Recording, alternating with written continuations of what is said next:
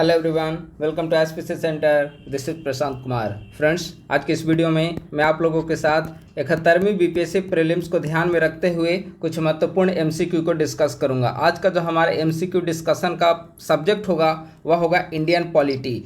इसमें हम लोग 50 प्रश्न को डिस्कस करेंगे। इस चैप्टर में कुल 200 वस्तुनिष्ठ प्रश्न इंडियन पॉलिटी के दिए हुए हैं और सारे जो प्रश्न हैं एक स्टैंडर्ड लेवल के सवाल हैं। तो इसमें हम लोग 4 वीडियो के माध्यम से पूरे इस सीरीज को कंप्लीट करेंगे इंडियन पॉलिटी का। इसके बाद फिर अगले सब्जेक्ट को स्टार्ट किया जाएगा। तो आज हम लोग 50 एमसीक्यू को डिस्कस करेंगे। वीडियो थोड़ा लंबा ना चला जाए इसीलिए हम लोग 50-50 करके उसे डिटेल डिस्कशन करेंगे और हर एक का काफ़ी अच्छे तरीके से एक्सप्लेनेशन को भी डिस्कस किया जाएगा। तो हम लोग इंडियन पॉलिटी का डिस्कशन 71वीं बीपीएससी प्रीलिम्स के लिए प्रारंभ करते हैं। इसका जो पीडीएफ है, हमारे जो करेंट अफेयर का पेड बैच है टेलीग्राम पे जो बना हुआ है, उसी पेड बैच में इसका पीडीएफ प्रोवाइड करा दिया जाएगा। आप लोग अगर पेड बैच में जुड़ना चाहते हैं तो 8375934036 या 9870564701 इस पे आप संपर्क कर सकते हैं, या फिर 500 रुपये एक साल का करंट अफेयर पेड बैच का चार्ज है। तो आप 500 रुपये दो में से किसी भी नंबर पे करने के बाद दोनों में से किसी भी नंबर पे आप पेमेंट का स्क्रीनशॉट भेज देंगे व्हाट्सएप या टेलीग्राम पे,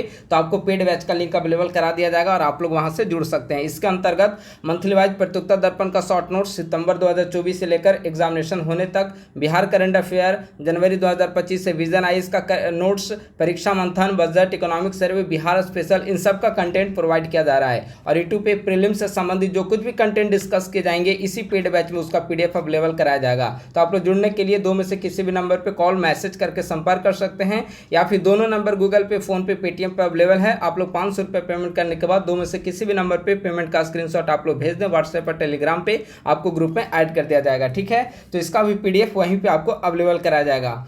अब आइए हम लोग इसका डिस्कशन प्रारंभ करते हैं, इंडियन पॉलिटी का डिस्कशन। ठीक है, पहला सवाल है, भारतीय संविधान के बारे में निम्नलिखित कथनों पर विचार करें, उपर्युक्त में से कितने कथन सही हैं। ठीक है, आइए एक एक करके देखते हैं।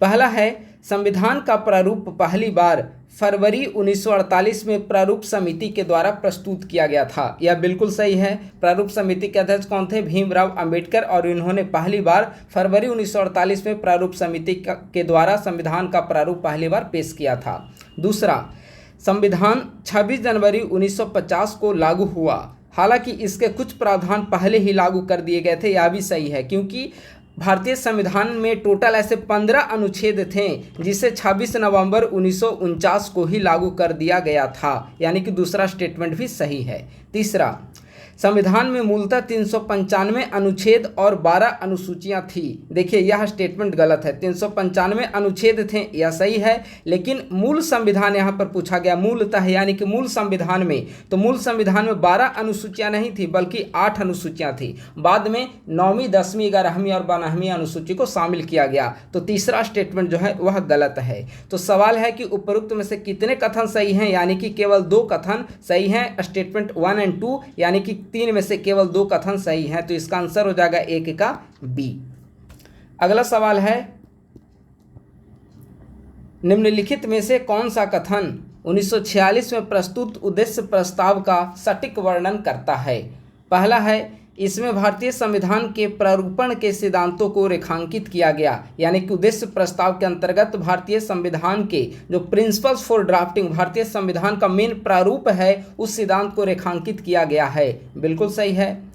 इसे जवाहरलाल नेहरू के द्वारा प्रस्तुत किया गया और 22 जुलाई 1947 को पारित किया गया। यह गलत है। जवाहरलाल नेहरू के द्वारा प्रस्तुत किया गया, यह सही है, लेकिन 22 जुलाई 1947 को पारित नहीं किया गया बल्कि 22 जनवरी 1947 को इसे पारित किया गया। तो दूसरा स्टेटमेंट गलत है। तीसरा, इसने भारतीय संविधान की प्रस्तावना के लिए आधार का काम किया, यह सही है। तो सही उत्तर को चुने तो 1 और 2 सही, 1 और 3 सही है, दूसरा नंबर गलत है। तो इसका आंसर क्या हो जाएगा? करेक्ट आंसर हो जाएगा बी।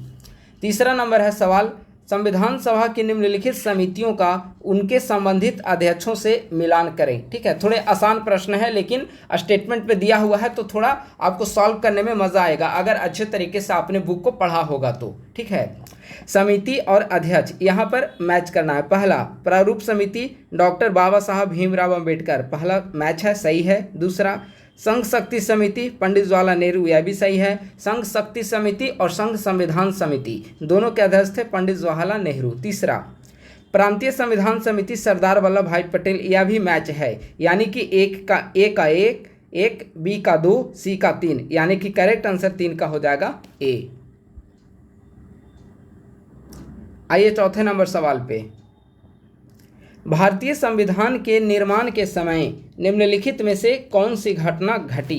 पहला, 1942 में क्रिप्स मिशन ने द्वितीय विश्व युद्ध के बाद एक संविधान सभा के गठन का प्रस्ताव किया था, सही है। दूसरा, 1948 के अगस्त प्रस्ताव में भारत के संविधान के अधिकार को स्वीकार किया गया, यह भी सही है। जब आप देखेंगे कि एम.एन. राय के द्वारा या फिर 1938 में कांग्रेस के द्वारा यह घोषणा की गई कि भारत के संविधान का निर्माण भारतीयों से निर्मित संविधान के द्वारा, संविधान सभा के द्वारा किया जाना चाहिए, तो इस बात को विधिक स्वरूप प्रदान करने के लिए 1940 ईस्वी में ब्रिटिश सरकार के द्वारा अगस्त प्रस्ताव को लाया गया था, जिसमें कहा गया था कि भारत के संविधान निर्माण का अधिकार भारतीयों को प्रदान की जाएगी। तो दूसरा स्टेटमेंट भी सही है। तीसरा, संविधान सभा की पहली बैठक 9 दिसंबर 1946 को हुई, यह भी स्टेटमेंट सही है। तो कितने कथन सही हैं? उपर्युक्त सभी कथन यानी कि तीनों कथन सही हैं। 4 का आंसर हो जाएगा सी। 5वां नंबर, भारत की संविधान सभा के प्रथम अध्यक्ष कौन थे? देखिए आप लोग यहाँ पर ध्यान देंगे। अगर पूछा जाए कि भारत की संविधान सभा के प्रथम अध्यक्ष, तो पहली जो मीटिंग हुई थी 9 दिसंबर 1946 ईस्वी को हुई थी और यहाँ पर डॉक्टर सच्चिदानंद सिन्हा ने इसकी अध्यक्षता की थी, लेकिन ये भारतीय संविधान सभा के अस्थायी अध्यक्ष थे। ठीक है, तो यहाँ पर सवाल पूछा जा सकता है कि भारत की संविधान सभा के प्रथम अध्यक्ष कौन थे? तो डॉक्टर सच्चिदानंद सिन्हा। या प्रथम अस्थायी अध्यक्ष कौन थे? तो भी डॉक्टर सच्चिदानंद सिन्हा। लेकिन 11 दिसंबर 1946 ईस्वी को जो बैठक हुई उसकी अध्यक्षता डॉक्टर राजेंद्र प्रसाद के द्वारा की गई थी और डॉक्टर राजेंद्र प्रसाद भारतीय संविधान सभा के अस्थायी अध्यक्ष थे। ठीक है, तो प्रथम अध्यक्ष या अस्थायी अध्यक्ष डॉक्टर सच्चिदानंद सिन्हा, जबकि भारतीय संविधान के अस्थायी अध्यक्ष तब होगा डॉक्टर राजेंद्र प्रसाद। तो आप लोग याद रखेंगे, प्रश्न के अनुसार यहाँ पर करेक्ट आंसर हो जाएगा 5 का बी। 6ठा नंबर सवाल है,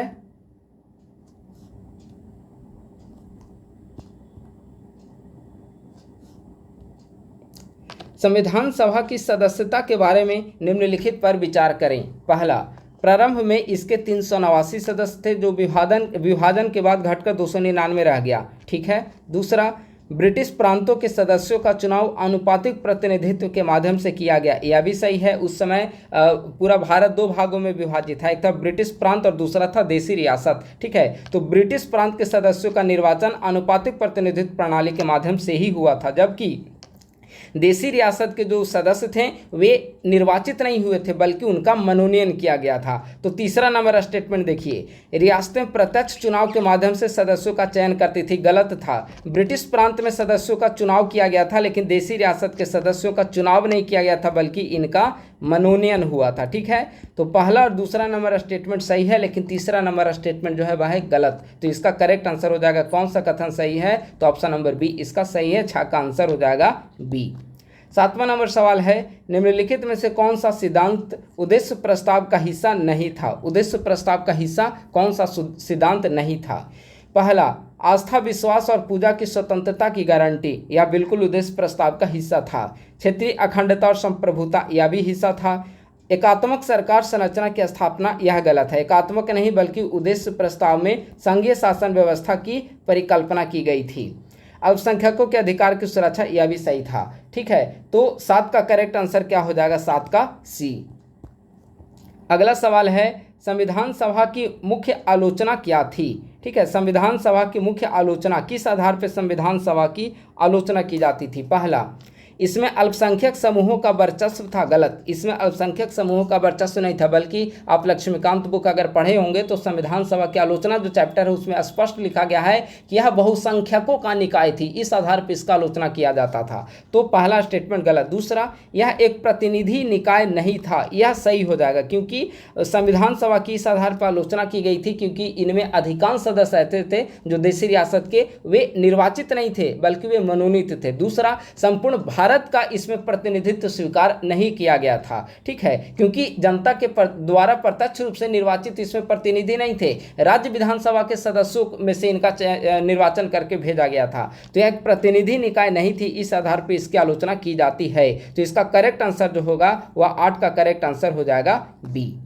9वां नंबर सवाल है 26 नवंबर 1949 को संविधान के कौन से प्रावधान शामिल किए गए थे? 26 नवंबर 1949 को संविधान के कौन से प्रावधान लागू किए गए? ठीक है, देखिए अभी हमने ऊपर में बताया था कि भारतीय संविधान जो है वह 26 जनवरी 1950 को पूर्ण रूपेण लागू हुआ, लेकिन भारतीय संविधान के लगभग ऐसे 15 अनुच्छेद थे जिसे 26 नवंबर 1949 को ही लागू कर दिया गया था। तो यहाँ पे यही सवाल है कि कौन कौन से ऐसे प्रावधान थे जिसे 26 नवंबर 1949 को लागू कर दिया गया था। तो इसमें आर्टिकल 5 से लेकर 11 तक के पूरे प्रावधान 5, 6, 7, 8, 9, 10, 11, ठीक है, ये प्रावधान तो पहला सही हो जाएगा। दूसरा, चुनाव से संबंधित प्रावधान भी 324, 25 इसमें शामिल थे। तीसरा, मौलिक अधिकारों से संबंधित अनुच्छेद, तीसरा गलत हो जाएगा।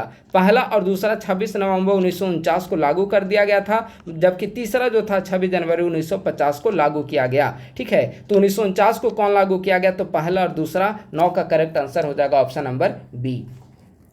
भारतीय संविधान ने राष्ट्रीय ध्वज को कब अपनाया? तो आसान प्रश्न है, 22 जुलाई 1947 को राष्ट्रीय ध्वज को अपनाया गया था। 10 का आंसर हो जाएगा ऑप्शन नंबर सी।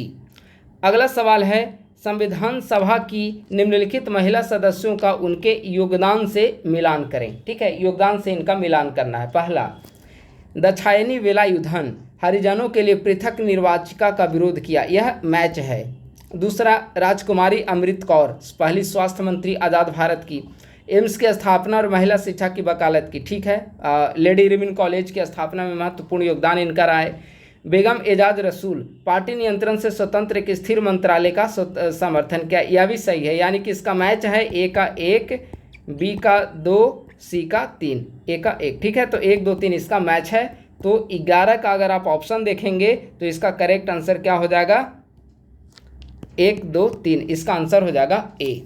अगला सवाल है, भारतीय संविधान के प्रारूपण के संबंध में निम्नलिखित कथन पर विचार करें। पहला, अभिकथन ए, भारतीय संविधान को कठोरता और लचीलेपन का मिश्रण माना जाता है। आप सभी जानते हैं कि भारतीय संविधान की एक प्रमुख विशेषता है कठोरता और लचीलेपन का मिश्रण। क्यों? क्योंकि भारतीय संविधान में कुछ ऐसे प्रावधान हैं जिसे विशेष बहुमत से संशोधन किया जा सकता है, यानी कि उस संदर्भ में भारतीय संविधान कठोरता का को अभिव्यक्त करता है। और कई ऐसे भी प्रावधान हैं भारतीय संविधान में जिसमें साधारण बहुमत से संशोधन किया जा सकता है, जैसे आर्टिकल 2 एवं 3, ठीक है। तो कठोरता और लचीलेपन दोनों का सम्मिश्रण है, यह कथन अभिकथन ए है जो कि सही है। और भारतीय संविधान में संशोधन की प्रक्रिया के लिए कुछ मामलों में विशेष बहुमत की आवश्यकता होती है, यानी कि कठोरता, जबकि अन्य में इसे संसद के साधारण बहुमत से संशोधित किया जा सकता है, यानी कि लचीलेपन। कथन आर, यानी कि ए और आर दोनों कथन है सही है, और कथन आर जो है ए को एक्सप्लेन कर रहा है, जो कि यहाँ पर हमने एक्सप्लेन के माध्यम से बताया। तो इसका आंसर हो जाएगा ए और आर दोनों सत्य हैं और आर ए का सही स्पष्टीकरण है। तो 12 का आंसर क्या हो जाएगा? 12 का ए। अगला सवाल है, भारतीय संविधान के प्रारूपण के संबंध में निम्नलिखित पर विचार करें। पहला, अभिकथन ए, संविधान के व्यापक दायरे के बावजूद प्रारूप समिति ने अपना काम 3 साल से कम समय में पूरा किया। बिल्कुल सही है, क्योंकि भारतीय संविधान को बनाने में कितने समय लगे हैं? 2 वर्ष 11 माह 18 दिन का समय लगा, यानी कि 3 साल से कम। पहला सही है। दूसरा, कारण भारत सरकार अधिनियम 1935 ने एक ऐसा ढांचा प्रदान किया जिससे समिति का कार्यभार कम हो गया, यह भी सही है। कथन आर भी सही है, ए और आर दोनों सही है, लेकिन दोनों में कोई लिंक नहीं दिख रहा है, दोनों एक दूसरे से इंडिपेंडेंट स्टेटमेंट लग रहे हैं, ठीक है। तो ए और आर दोनों सत्य है, लेकिन आर ए का सही स्पष्टीकरण नहीं है। तो इसका आंसर हो जाएगा 13 का बी। 14 नंबर सवाल है, भारतीय संविधान की निम्नलिखित में से कौन सी विशेषता आयरिश संविधान से प्रेरित है? तो आप सभी जानते हैं राज्य के नीति निर्देशक तत्व आयरलैंड से लिया गया है। अगला सवाल है, भारतीय संविधान की सर्वोच्चता के संबंध में निम्नलिखित कथनों पर विचार करें। पहला, भारत का संविधान देश का सर्वोच्च कानूनी प्राधिकार है और संसद के द्वारा पारित कोई भी कानून इसका उल्लंघन नहीं कर सकता। यानी कि संसद के द्वारा जो भी कानून पारित किए जाएंगे वे संविधान के दायरे में रहकर पारित किए जाएंगे, उसका उल्लंघन नहीं कर सकता है। पहला स्टेटमेंट बिल्कुल सत्य है। दूसरा, भारतीय संविधान में संविधान की सर्वोच्चता को बनाए रखने के लिए एक स्वतंत्र न्यायपालिका का प्रावधान किया गया है, यह भी स्टेटमेंट सत्य है। तीसरा, भारत में न्यायिक समीक्षा एक अंतर्निहित प्रावधान है और इसका संविधान में स्पष्ट उल्लेख नहीं है, यह भी स्टेटमेंट सही है। अब देखेंगे कि भारतीय संविधान में आर्टिकल 13, आर्टिकल 32, आर्टिकल 226 ये सारे ऐसे आर्टिकल हैं जो कि न्यायिक समीक्षा को स्पष्ट रूप में नहीं लेकिन अप्रत्यक्ष रूप में देखा जाए तो न्यायिक समीक्षा का प्रावधान करता है। यही स्टेटमेंट है कि भारत में न्यायिक समीक्षा एक अंतर्निहित प्रावधान है, किसी आर्टिकल के तहत इसका क्लियर रूप में स्पष्ट रूप में व्याख्या नहीं किया गया है। तो तीनों स्टेटमेंट इसके सत्य हैं। तो कितने कथन सही हैं? उपर्युक्त सभी, यानी कि इसका आंसर हो जाएगा 15 का सी। 16 नंबर सवाल है, निम्नलिखित में से कौन भारतीय संविधान के द्वारा स्थापित संसदीय शासन प्रणाली को प्रतिबिंबित करता है? यानी कि संसदीय शासन प्रणाली की विशेषता निम्नलिखित में से कौन सी है? पहला, लोकसभा के प्रति मंत्रिपरिषद की सामूहिक जिम्मेदारी का सिद्धांत। पहला सही है। आइए दूसरा देखते हैं। जवाबदेही सुनिश्चित करने के लिए विधायिका और कार्यपालिका के बीच शक्तियों का संयोजन। दूसरा भी सही है। नाम मात्र राज्य प्रमुख और वास्तविक सरकार प्रमुख दोनों की उपस्थिति, यह भी सही है। यानी कि संसदीय व्यवस्था में नाम मात्र के प्रमुख भी होते हैं, राष्ट्रपति, और वास्तविक यानी कि प्रधानमंत्री। ठीक है। चौथा है, विधायिका और कार्यपालिका दोनों में मंत्रियों की दोहरी सदस्यता, यह भी सही है। संसदीय व्यवस्था की सबसे बड़ी विशेषता में से एक है दोहरी सदस्यता, यानी कि एक ही व्यक्ति कार्यपालिका के भी सदस्य होते हैं और वही विधायिका के भी सदस्य होते हैं, चाहे किसी भी आप मंत्री का उदाहरण ले लीजिए। ठीक है। तो चारों स्टेटमेंट इसके सही हैं। तो आंसर क्या हो जाएगा? डी। 1, 2, 3 और 4 सभी सही हैं।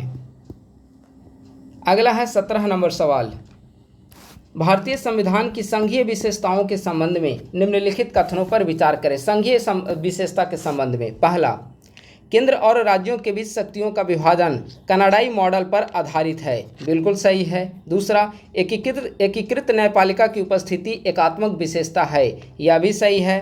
तीसरा, भारत की राजनीति की संघीय प्रकृति को सुनिश्चित करने में राज्यसभा महत्वपूर्ण भूमिका निभाता है, यह भी कथन सही है। तो तीनों यहाँ पे सही है। राज्यसभा क्यों भूमिका निभाता है? क्योंकि राज्यसभा में राज्यों का प्रतिनिधित्व प्रदान किया गया है। ठीक है। तो तीनों सही हैं। इसका 17 का आंसर हो जाएगा डी।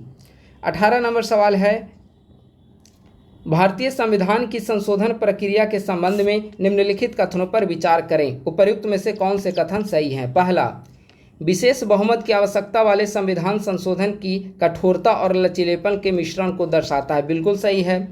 सामाजिक आर्थिक चुनौतियों से निपटने के लिए मौलिक अधिकारों में संशोधन किया गया है, यह भी सही है। तीसरा, संविधान संशोधन की प्रक्रिया संविधान के अनुच्छेद 368 में उल्लेखित है, यह भी सही है। यानी कि तीनों इसमें भी सही हैं, यानी कि इसका आंसर हो जाएगा 18 का डी।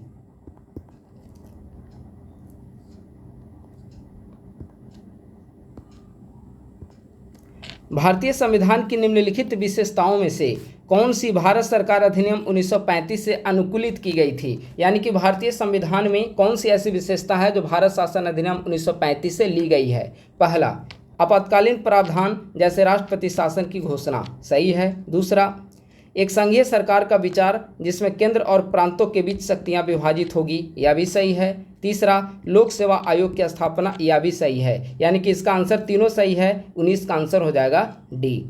अगला है, भारतीय संविधान में राज्य नीति के निदेशक सिद्धांतों के संदर्भ में निम्नलिखित कथनों पर विचार करें। ठीक है।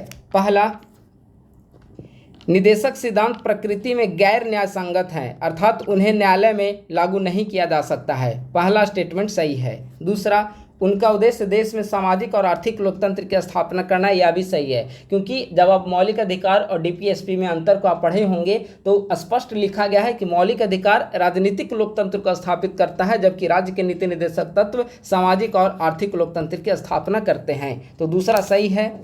तीसरा, 42वां संशोधन अधिनियम में पर्यावरण की रक्षा तथा वनों और वन्य जीवों की सुरक्षा के निर्देश शामिल हैं। यह भी कथन सही है, यानी कि तीनों स्टेटमेंट इसमें सही हैं। तो इसका करेक्ट आंसर हो जाएगा 20 का। कितने कथन सही हैं? तो उपयुक्त सभी, यानी कि इसका आंसर हो जाएगा सी। अगला सवाल है, भारतीय संविधान के संबंध में निम्नलिखित विशेषताओं पर विचार करें और कौन से कथन सही है। पहला, यह एक धर्मनिरपेक्ष राज्य की स्थापना करता है, यानी कि भारतीय संविधान एक धर्मनिरपेक्ष राज्य की स्थापना करता है जहां सभी धर्मों के साथ समान व्यवहार किया जाता है। भारत में राज्य किसी भी धर्म को बढ़ावा नहीं देता है। बिल्कुल सही है, भारतीय धर्मनिरपेक्षता की यही विशेषता है। दूसरा स्टेटमेंट, धर्मनिरपेक्षता शब्द को 44वें संविधान संशोधन अधिनियम के द्वारा स्पष्ट रूप से प्रस्तावना में शामिल किया गया था। यह गलत है। आप देखेंगे कि प्रस्तावना में समाजवाद और पंथनिरपेक्ष शब्द जो है वह 44वें संविधान संशोधन के द्वारा नहीं बल्कि 1976 में किए गए 42वें संविधान संशोधन के द्वारा शामिल किया गया था। तो दूसरा स्टेटमेंट गलत है। तीसरा, भारत की धर्मनिरपेक्षता राज्य को समानता और न्याय सुनिश्चित करने के लिए धार्मिक प्रथाओं में हस्तक्षेप करने की अनुमति देता है। तीसरा सही है। तो कौन से कथन सही है? पहला और तीसरा सही है, दूसरा गलत है, यानी कि 21 का आंसर हो जाएगा ए। अगला 22 नंबर सवाल है, भारतीय संविधान की प्रस्तावना के संबंध में निम्नलिखित कथनों पर विचार करें। प्रस्तावना के संबंध में निम्नलिखित कथनों पर विचार करें। पहला, 42वें संविधान संशोधन के माध्यम से प्रस्तावना में एक बार संशोधन किया गया। सही है, अभी तक प्रस्तावना में सिर्फ एक बार संशोधन किया गया है, 42वें संविधान संशोधन 1976 के जरिए, और जिसमें समाजवाद, पंथनिरपेक्ष और अखंडता शब्द को जोड़ा गया, यानी कि दूसरा स्टेटमेंट भी सही है। तीसरा, 1973 के केशवानंद भारती मामले के अनुसार प्रस्तावना में संशोधन नहीं किया जा सकता है। यह गलत है। देखिए, प्रस्तावना से संबंधित 3 केस महत्वपूर्ण है। पहला है बिरुवाड़ी मामला, जिसमें कहा गया था कि प्रस्तावना जो है वह हमारे संविधान का हिस्सा नहीं है, अतः इसमें संशोधन नहीं किया जा सकता। ठीक है। फिर आता है 1973 में केशवानंद मामला। केशवानंद मामला में बिरुवाड़ी मामले के निर्णय को पलट दिया गया और इसमें कहा गया कि संशोधन किया जा सकता है। ठीक है। फिर LIC मामले आता है 1980 के आसपास, तो उसमें भी कहा गया कि संशोधन किया जा सकता है। तो 1973 का केशवानंद भारती मामले के अनुसार प्रस्तावना में संशोधन किया जा सकता है, यानी कि तीसरा स्टेटमेंट गलत है। तो सवाल है कौन से प्रश्न सही हैं? तो पहला और दूसरा सही है, 22 का आंसर हो जाएगा ए। अगला 23 नंबर सवाल है, निम्नलिखित में से कौन सा भारतीय संविधान की प्रस्तावना में बंधुत्व शब्द का सही वर्णन करता है? बंधुत्व शब्द का सही वर्णन कौन सा नीचे जो ऑप्शन है वह करता है? पहला, यह व्यक्ति की गरिमा सुनिश्चित करता है। बिल्कुल सही है। इसका उद्देश्य राष्ट्र की एकता और अखंडता को बनाए रखना है। यह एकल नागरिकता और सद्भाव एवं भाईचारे को बढ़ावा देने के मौलिक कर्तव्य के माध्यम से प्रकट होता है। तीनों सही हैं। इसका आंसर हो जाएगा 23 का सी। 24 नंबर सवाल है, प्रस्तावना में उल्लिखित भारतीय संविधान की कौन सी विशेषता, काफ़ी महत्वपूर्ण सवाल है, काफ़ी आसान सवाल है लेकिन प्रश्न थोड़ा सा इसको रिजिड बनाया गया। आप लोग गौर से सुनेंगे। प्रस्तावना में उल्लिखित भारतीय संविधान की कौन सी विशेषता किसी वंशानुगत विशेषाधिकार प्राप्त वर्ग की अनुपस्थिति और लोगों में राजनीतिक संप्रभुता के निहित होने को दर्शाती है? यानी कि सिंपल वे में जो सवाल पूछा गया है वह कह रहा है कि प्रस्तावना का कौन सा ऐसा शब्द है जो इस बात का उल्लेखित करता है, इस बात का वर्णन करता है कि भारत में जो शासन व्यवस्था है वह वंशानुगत की अनुपस्थिति, यानी कि भारत में वंशानुगत आधार पर शासन व्यवस्था देखने को नहीं मिलती है। तो हमारा गणतंत्र जो है भारतीय प्रस्तावना में शब्द गणतंत्र, गणतंत्र का मतलब होता है कि यहाँ का जो राष्ट्र का अध्यक्ष है, राष्ट्रपति का जो पद है वह मनोनीत नहीं होता बल्कि निर्वाचित होता है। और यहाँ पर यह वंशानुगत नहीं होता है बल्कि प्रत्येक 5 वर्ष पे एक निर्धारित अवधि पे, एक नियमित अवधि पे लोगों के द्वारा निर्वाचित किया जाता है। तो गणतंत्र शब्द जो है वह भारतीय प्रस्तावना में उल्लिखित एक ऐसा शब्द है जो कि वंशानुगत विशेषाधिकार प्राप्त वर्ग की अनुपस्थिति को दर्शाता है। तो 24 का करेक्ट आंसर हो जाएगा सी।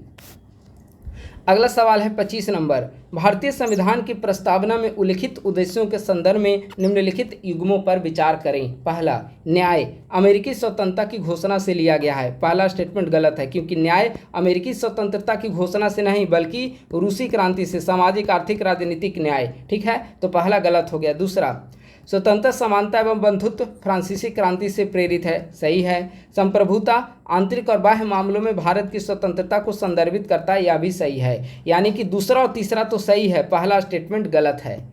ठीक है, तो दूसरा तीसरा सही है। 25 इसमें कौन सा कथन सही है, तो आप क्या बताएंगे? Option number B. अगला सवाल है, प्रस्तावना और उससे संबंधित मामलों के संदर्भ में निम्नलिखित कथनों पर विचार करें। ठीक है, पहला, बेरोजगारी यूनियन मामले में सर्वोच्च न्यायालय ने माना कि प्रस्तावना संविधान का हिस्सा नहीं है। अभी हमने ऊपर जस्ट डिस्कस किया कि बेरोजगारी मामले में कहा कि प्रस्तावना संविधान का हिस्सा नहीं है। दूसरा, केशवानंद भारती मामले में इस निर्णय को खारिज कर दिया, यानी कि बेरोजगारी के निर्णय को खारिज कर दिया और कहा कि प्रस्तावना संविधान का हिस्सा है, बिल्कुल यह भी सही है। तीसरा, LIC ऑफ इंडिया केस में पुनः पुष्टि की गई कि प्रस्तावना संविधान का हिस्सा नहीं है, गलत। केशवानंद मामले को ही पुनः पुष्टि करते हुए कहा गया कि प्रस्तावना संविधान का हिस्सा है, यानी कि पहला सही, दूसरा सही और तीसरा गलत। अब इसका आंसर हो जाएगा कि दिए गए कथनों में से कितने कथन सही हैं, तो केवल 2 कथन सही हैं, 1 और 2 नंबर। ठीक है, तीसरा 3 में 2 सही हैं, इसका आंसर हो जाएगा 26 का बी। अगला सवाल है, प्रस्तावना में निम्नलिखित शब्दों का उनके संबंधित विशेषताओं या महत्व से मिलान करें। ठीक है, संप्रभु आंतरिक और बाह्य मामलों में स्वतंत्रता सुनिश्चित करता है, ये दोनों मैच हैं। समाजवादी, इसका देखिए ऑप्शन नंबर 3, समाजवादी धन का समान वितरण और सामाजिक न्याय। ठीक है, गणतंत्र वंशानुगत विशेषाधिकार का अभाव, जो अभी हमने ऊपर डिस्कस किया। ठीक है, धर्मनिरपेक्ष राज्य के द्वारा सभी धर्मों के प्रति समान व्यवहार, यानी कि ए का 1, बी का 3, सी का 2, डी का 4। कौन सा ऑप्शन है? ऑप्शन नंबर ए, इसका आंसर हो जाएगा 27 का ए।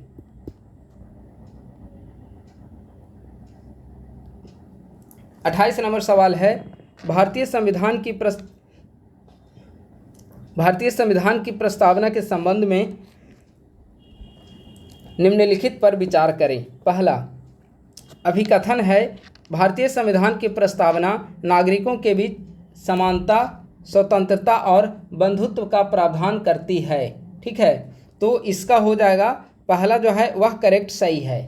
दूसरा है, प्रस्तावना में इन सिद्धांतों को शामिल करना फ्रांसीसी क्रांति के प्रभाव को दर्शाता है, यह भी कथन सही है। ठीक है, तो इसका करेक्ट आंसर क्या हो जाएगा? ए हो जाएगा कि ए और आर दोनों सही है, आर ए का सही स्पष्टीकरण है। 28 का आंसर हो जाएगा ए। 29 नंबर सवाल है, निम्नलिखित में से भारतीय संविधान की प्रस्तावना का प्राथमिक उद्देश्य क्या है? भारतीय संविधान की प्रस्तावना का प्राथमिक उद्देश्य निम्नलिखित में से क्या है? पहला, संविधान के कानूनी रूप से लागू किए जाने योग्य प्रावधान के रूप में कार्य करना नहीं, यह कानूनी रूप से इसे लागू नहीं किया जा सकता, पहला गलत है। दूसरा, संविधान के मूल दर्शन और आदर्शों को रेखांकित करना, बिल्कुल सही है। तीसरा, सरकार के प्रशासनिक ढांचे का वर्णन करना, गलत है। विधायिका की शक्तियों और सीमाओं का निर्धारण करना, यह भी गलत है। तो प्राथमिक उद्देश्य क्या है? इसका आंसर हो जाएगा 29 का आंसर हो जाएगा 2। अगला 30 नंबर सवाल है, निम्नलिखित में से कौन सा भारतीय संघ में नए राज्यों के प्रवेश के लिए संवैधानिक प्रावधान है? ठीक है, तो आर्टिकल 2, आसान प्रश्न है, आर्टिकल 2। 30 का आंसर हो जाएगा बी। 31, भारतीय संविधान के अनुच्छेद 3 के संबंध में निम्नलिखित कथनों पर विचार करें। पहला, यह संसद को किसी भी राज्य को क्षेत्रफल बढ़ाने की अनुमति देता है, सही है। दूसरा, इसमें राज्य की सीमाओं में परिवर्तन के लिए राज्य विधानमंडल की पूर्व सहमति अनिवार्य कर दी गई है, यह गलत है। राज्य विधानमंडल से परामर्श किया जाता है, लेकिन उसकी सहमति निर्णय बाध्यकारी नहीं होते। तीसरा, इसके अनुमोदन के लिए संसद में साधारण बहुमत की आवश्यकता होती है, सही है। यह राज्यों के नाम बदलने की अनुमति नहीं देता है, यह भी गलत है। ठीक है, तो कौन से कथन सही हैं? 1 और 3 सही है। 31 का आंसर हो जाएगा बी। भारतीय संविधान के संबंध में निम्नलिखित कथनों पर विचार करें। अभिकथन ए, संविधान में भारत को राज्यों का संघ बताया गया है, बिल्कुल सही है, भारत राज्यों का एक संघ है। आर, भारत में राज्यों को संघ से अलग होने का कोई अधिकार नहीं है, यह भी सही है। ए और आर दोनों सही है, आर ए का सही स्पष्टीकरण है। 32 का आंसर हो जाएगा ए। 33 नंबर सवाल, अनुच्छेदों का उनके प्रावधानों से मिलान करें। एक तरफ है अनुच्छेद और दूसरे तरफ उनके प्रावधान दिए गए हैं, इसे मैच करना है। आर्टिकल 1, आर्टिकल 1 में है संघ का नाम और उसके क्षेत्र, ठीक है, ए का हो जाएगा 2। आर्टिकल 2 में है नए राज्यों का प्रवेश, बी का हो जाएगा 3। आर्टिकल 3 में नए राज्यों का गठन, सी का हो जाएगा 1। और आर्टिकल 4 में पूरक प्रावधान, डी का हो जाएगा 4, यानी कि 2 3 1 4, 2 3 1 4, 33 का आंसर हो जाएगा ए। 34, कौन सा अनुच्छेद भारत का नाम और क्षेत्र निर्दिष्ट करता है? ठीक है, तो इसका हो जाएगा आर्टिकल 1, यानी कि 34 का आंसर हो जाएगा ए। 35, केंद्र शासित प्रदेशों के बारे में निम्नलिखित कथनों पर विचार करें। केंद्र शासित प्रदेश के बारे में कौन सा कथन सही है, इस पर विचार करना है। पहला, केंद्र शासित प्रदेशों का प्रशासन सीधे भारत के राष्ट्रपति के द्वारा किया जाता है, सत्य है। संसद को संघ शासित प्रदेशों के विषयों पर कानून बनाने का विशेष अधिकार है, यह भी कथन सत्य है। पहला और दूसरा सत्य है। तीसरा,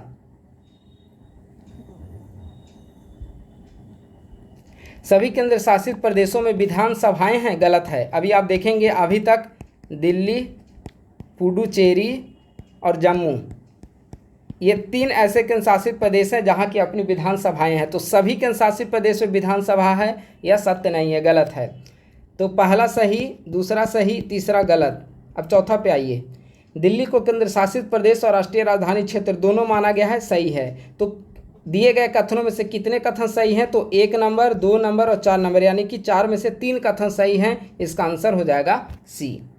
अगला सवाल है, भारत में राज्यों के पुनर्गठन के संबंध में निम्नलिखित कथनों पर विचार करें। पुनर्गठन के संबंध में निम्नलिखित कथनों पर विचार करें। पहला, संसद मौजूदा राज्यों का नाम बदल सकती है, सत्य है।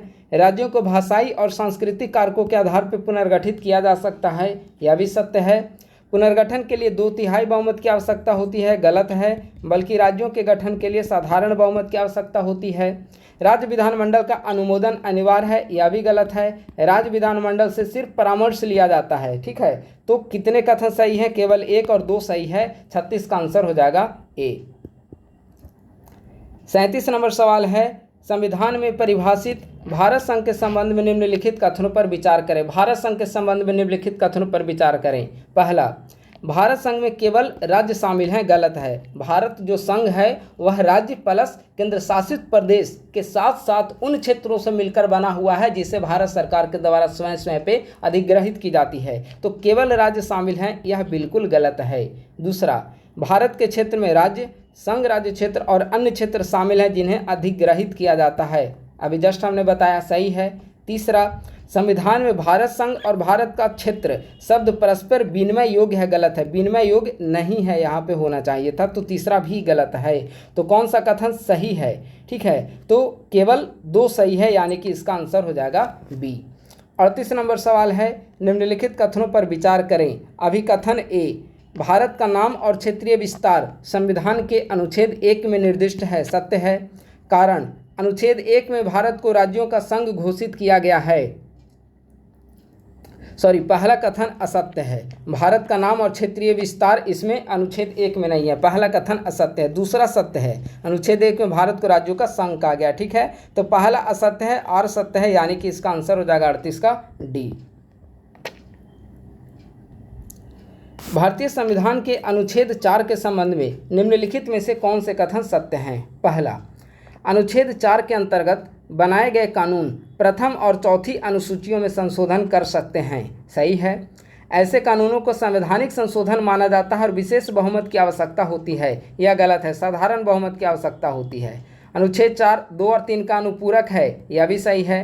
अनुच्छेद 4 के अंतर्गत बनाए गए प्रावधानों को न्यायालय में चुनौती नहीं दी जा सकती है, यह गलत है। न्यायालय में चुनौती दी जा सकती है। तो कौन सा कथन सही है? 1 और 3 सही है। 39 का आंसर हो जाएगा ए। अगला सवाल है, राज्यों की सीमाओं में परिवर्तन के लिए भारतीय संविधान के प्रावधानों के संबंध में निम्नलिखित कथनों पर विचार करें। कौन से कथन सही है? संसद किसी भी राज्य की सीमाओं को राज्य विधानमंडल की सहमति के बिना बदल सकती है, बिल्कुल सत्य है। राष्ट्रपति को किसी राज्य की सीमाओं में परिवर्तन करने वाले किसी भी विधेयक को संसद में प्रस्तुत करने से पहले राज्य विधानमंडल के विचार जानने के लिए उसे भेजना होगा, यह सत्य है। लेकिन उसका परामर्श निर्णय मानने के लिए बाध्य नहीं है। तीसरा, राज्य की सीमाओं में परिवर्तन करते समय राज्य विधानमंडल के विचार संसद पे बाध्यकारी होते हैं। अभी हमने बताया कि यहाँ बाध्यकारी नहीं होता है, ठीक है। तो केवल 1 और 2 सत्य हैं, तीसरा गलत है। नागरिकता अधिनियम 1955 के तहत भारतीय नागरिकता प्राप्त करने के संबंध में निम्नलिखित में से कौन सा कथन सत्य है, ठीक है। तो इसमें अगर आप चारों स्टेटमेंट को पढ़ेंगे तो इसका तीसरा नंबर जो स्टेटमेंट है वह सत्य है, तो इसका 41 का आंसर हो जाएगा सी। अगला 42 नंबर सवाल है, भारतीय नागरिकता समाप्ति पेड बैच में इसका पीडीएफ दे दिया जाएगा, ठीक है। तो एक्सप्लेनेशन के साथ पीडीएफ दिया जाएगा, तो आप लोग वहां से एक्सप्लेनेशन भी पढ़ सकते हैं। हालांकि 1-2 का आंसर गलत दिया हुआ है, लेकिन वो पेड बैच में आपको जानकारी दे दी जाएगी इसके बारे में, जो प्रश्न का आंसर गलत दिया हुआ है, ठीक है। अगला, भारतीय नागरिकता समाप्ति के संदर्भ में निम्नलिखित कथन पर विचार करें। समाप्ति, किस आधार पर भारतीय नागरिकता को समाप्त किया जा सकता है। पहला, अगर कोई भारतीय नागरिक स्वेच्छा से किसी अन्य देश की नागरिकता प्राप्त कर लेता है तो स्वतः समाप्त हो जाएगा, सही है। भारत सरकार के पास कुछ परिस्थितियों में किसी व्यक्ति को उसकी नागरिकता से वंचित करने का अधिकार है, जैसे कि नागरिकता अधिग्रहण के दौरान विश्वासघात या धोखाधड़ी, सत्य है। यदि विदेश में रहने वाला कोई भारतीय नागरिकता त्याग देता है तो यह भी सत्य है, तो इसका तीनों सत्य है, तो इसका 42 का आंसर हो जाएगा सी। अगला सवाल है, नागरिकता से संबंधित निम्नलिखित में से कौन सा प्रावधान भारत के मूल संविधान 1950 में शामिल नहीं था लेकिन बाद में शामिल किया गया है। इसका देखिए ऑप्शन नंबर सी, इसे 2005 में संशोधन करके शामिल किया गया है, तो इसका आंसर हो जाएगा सी। अगला सवाल है, निम्नलिखित में से कौन सा कथन भारतीय संदर्भ में नागरिकता और राष्ट्रीयता के बीच अंतर का सबसे अच्छा वर्णन करता है। नागरिकता और राष्ट्रीयता के बीच का अंतर, ठीक है। तो इसका ऑप्शन नंबर आप बी देखिए, नागरिकता विशिष्ट अधिकार और दायित्व प्रदान करती है, जबकि राष्ट्रीयता व्यक्ति और राज्य के बीच कानूनी बंधन को दर्शाती है, ठीक है। तो इसका करेक्ट आंसर हो जाएगा बी। अगला सवाल बहुत आसान सवाल है और इस टाइप के सवाल बीपीएससी में भी पूछे गए हैं, संभवतः 67वीं बीपीएससी में, ठीक है। नागरिकता संशोधन अधिनियम 2019 के संबंध में निम्नलिखित कथन पर विचार करें। 2019, ठीक है। पहला, यह अफगानिस्तान, बांग्लादेश और पाकिस्तान से सताए गए धार्मिक अल्पसंख्यकों को भारतीय नागरिकता प्रदान करता है, सत्य है। दूसरा, यह अधिनियम मुसलमानों सहित सभी अप्रवासियों पर लागू होता है, गलत है, इसमें मुस्लिम लोग शामिल नहीं हैं, ठीक है। यह अधिनियम संविधान की 6ठी अनुसूची के अंतर्गत आने वाले जनजातीय क्षेत्रों पर लागू नहीं होता है, बिल्कुल सही है, अनुसूचित जनजातीय क्षेत्र को इसे बाहर रखा गया है। यह अधिनियम सभी शरणार्थियों को, चाहे वे किसी भी धर्म के हो, त्वरित भारतीय नागरिकता के लिए आवेदन की अनुमति देता है, गलत है। किसी भी धर्म लिखा हुआ है, यह गलत है क्योंकि मुस्लिम धर्म इसमें शामिल नहीं है। तो कितने सही है, तो केवल 2 कथन सही है, 1 और 3 नंबर आंसर हो जाएगा इसका बी। यहाँ पे नागरिकता से संबंधित कुछ ज़्यादा ही सवाल दे दिया है, ठीक है। और इसको लेकिन फिर भी एक बार देख लीजिए। अगला सवाल है 46 नंबर,